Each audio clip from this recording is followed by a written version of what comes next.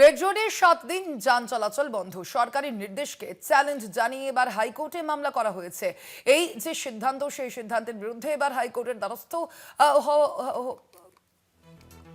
হাইকোর্টে মামলা দায়ের করা হয়েছে।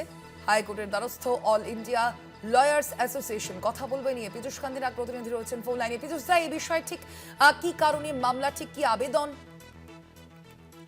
দেখো, তুমি জানো যে গত 7 দিন ধরে প্রধানমন্ত্রী 21 তারিখে যে যোগা দিবস আছে, যা রেড রোডে পালিত হবে, সেই কারণের জন্য নিরাপত্তার খাতিরে বিগত 7 দিন ধরে এই রেড রোডকে বন্ধ রাখা হয়েছে। সেই বিষয়টিকে নিয়েই কলকাতা হাইকোর্টে বিচারপতি সৌগত ভট্টাচার্যের দৃষ্টি আকর্ষণ করেন আইনজীবী শামীম আহমেদ, এবং অল ইন্ডিয়া লয়ার্স অ্যাসোসিয়েশনের পক্ষ থেকে তিনি দৃষ্টি আকর্ষণ করে জানান যে এ বিষয়ে আদালত অবিলম্বে পদক্ষেপ করুক, কারণ রেড রোড হচ্ছে যান চলাচলের জায়গা।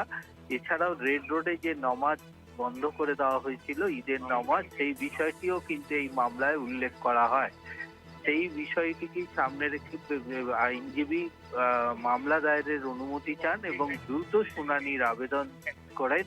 তার প্রেক্ষিতে বিচারপতি সৌগত ভট্টাচার্য মামলা দায়েরের অনুমতি দিয়েছেন এবং আগামীকাল এই মামলার শুনানির সম্ভাবনা রয়েছে। সঙ্গে থাকো তুমি পীযূষ দা।